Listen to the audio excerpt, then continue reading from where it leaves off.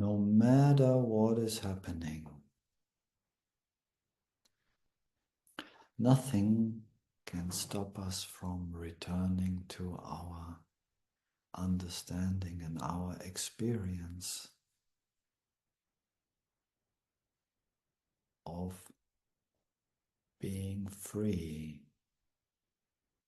essentially always free of those circumstances, those phenomena, including our own thoughts, including our own feelings, including painful sensations.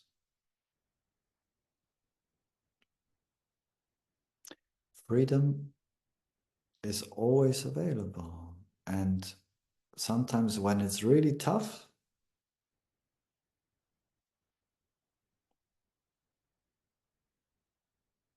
it's the greatest reminder that it is.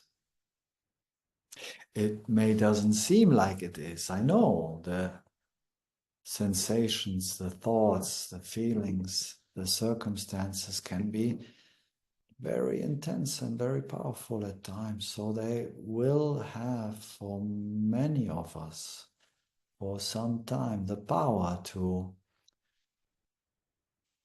cloud this understanding of our essential eternal freedom.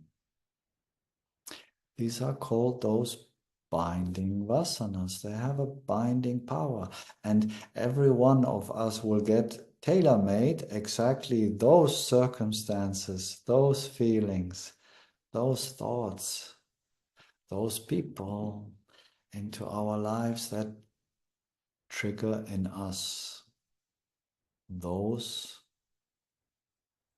vasanas that are still having a binding quality. Binding meaning binding me to believing and feeling to be a separate person, to take things personally. It's happening to me, to the avatar. Oh, why this pain? Why this feeling? Why do I keep having these negative thoughts about myself, possibly?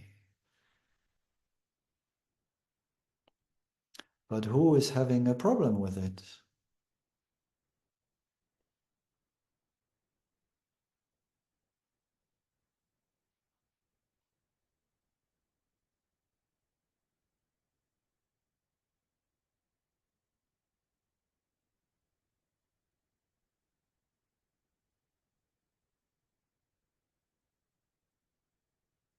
So, to meet what is happening impersonally means basically to remember who or what we are.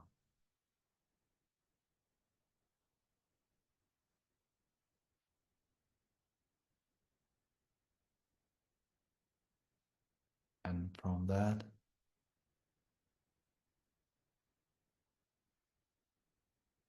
understanding,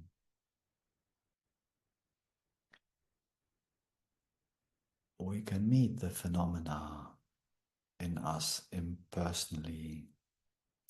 The separate me cannot meet anything impersonally.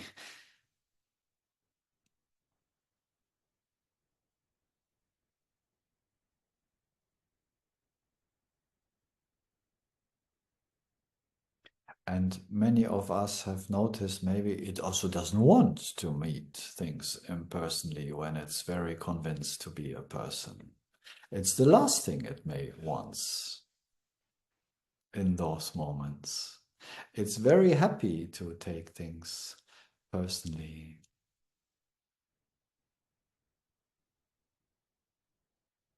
So to speak.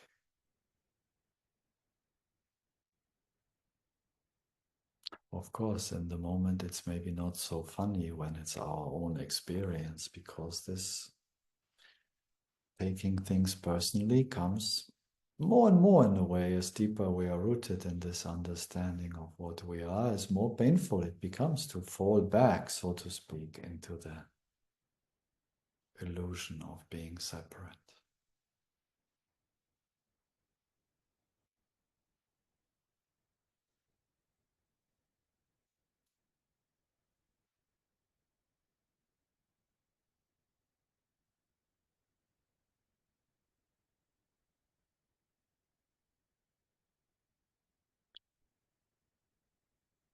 So, practically,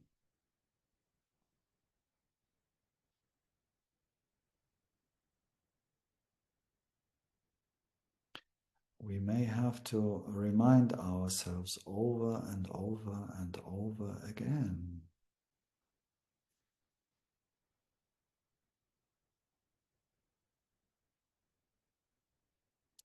What is my experience in this moment?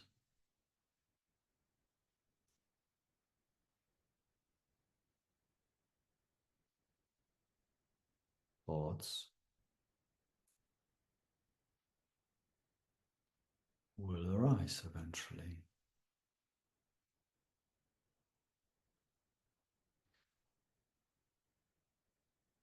To whom are my thoughts aware?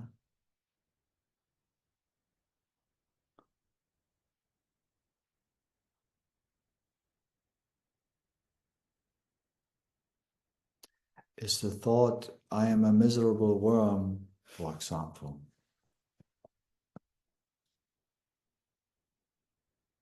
aware of being a miserable worm? No, it's awareness that is aware of the thought.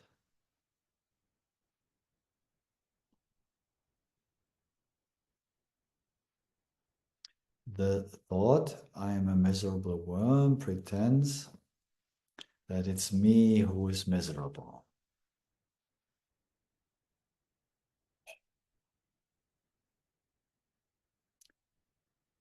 But the impersonal view on it is just like, oh, reminding myself, this is just a thought appearing in my consciousness. It comes and it goes. It's really as simple as that. And I know they are sometimes very loaded and very powerful thoughts about me.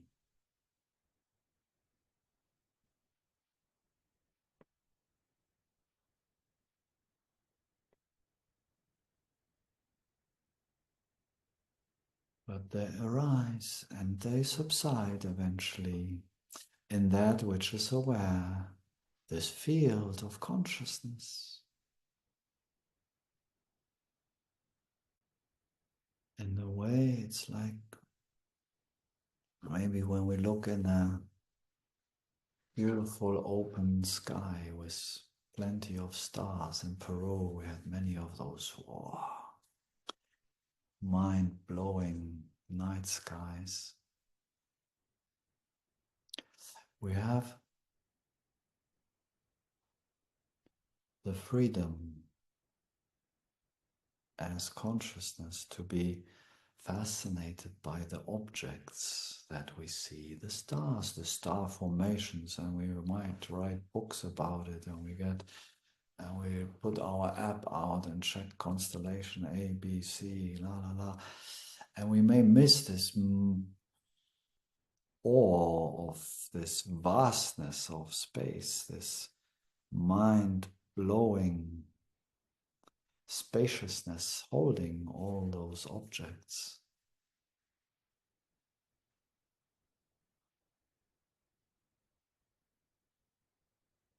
In a way, we could call it like there is object consciousness, which is thoughts especially, and there is space consciousness or spaciousness. I don't have to explain that. The words are all interchangeable. You're getting the point.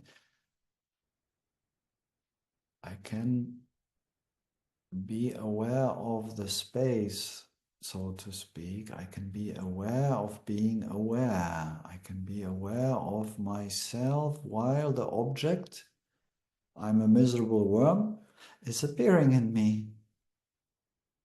If I'm only aware of the object without the awareness that is aware of this thought, I'm gonna suffer. It's personal, it's me thinking. But if I'm aware of the space in which the thought arises, I can see it's like just an impersonal phenomenon appearing in me in consciousness, pretending to be me, this avatar exclusively. Now, this thought might have been appearing in me for a long time, maybe most of my life. Most of it probably unconsciously. So when awareness is rising, then those miserable thoughts might get even more powerful. And of course, a thought like that has consequences on the level of feeling. It's not a joy-creating thought, usually. It makes me actually feel maybe miserable, depressed, hopeless, all of it. And here we go. This feeling of being hopeless because there's no point for this miserable worm to be ever happy in this miserable world. So, boom, there is a feeling, there is this hopelessness, this heaviness, this downness maybe in me, arising as, and this is important for us always, not only as a thought, it's arising in me as a sensation. It's a different level of reality. It's a different dimension of reality. The avatar is more than thought. So there I have this feeling, the sensation, maybe in my chest area, maybe in my belly.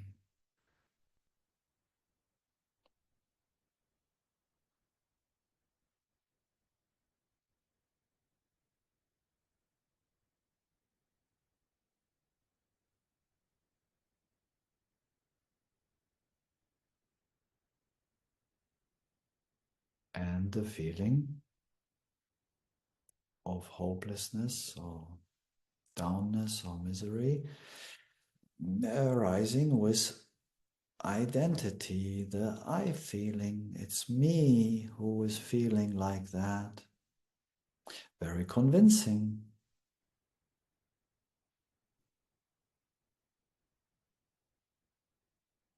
It's my feeling. It's personal.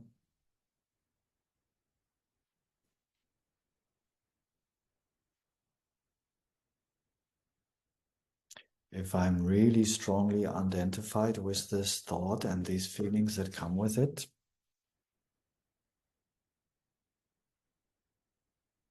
I might even secretly enjoy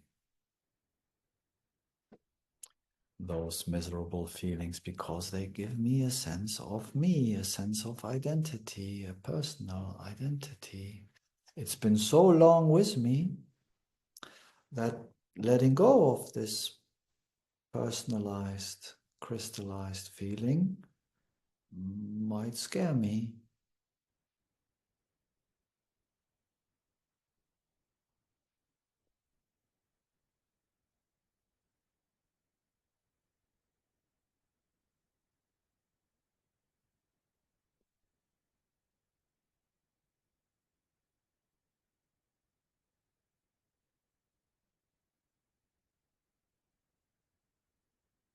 the sensation will not reveal that.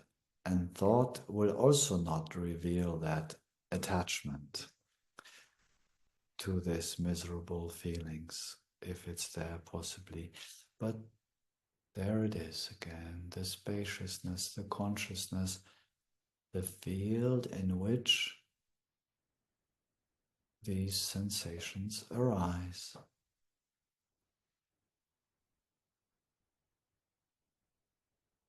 And as this field, this loving awareness is not taking it personal, what is happening, it's just having this loving, welcoming attitude to it all equally. It also has no problem in admitting maybe that there is an attachment, an identity in negativity. The ego will always deny such a thing. Why would I want to hold on to something that makes me suffer?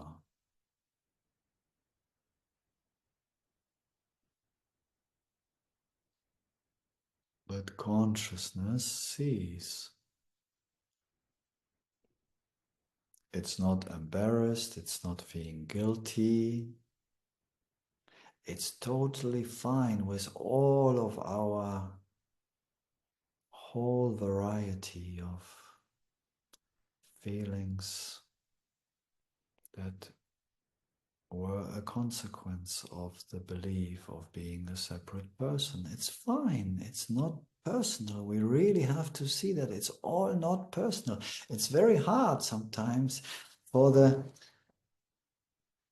remnants of the separate me to be so downgraded, because it's been so important all of my life. All of that stuff was so me. It's like, come on, you cannot take it all away from me. I have a headache. Stop talking.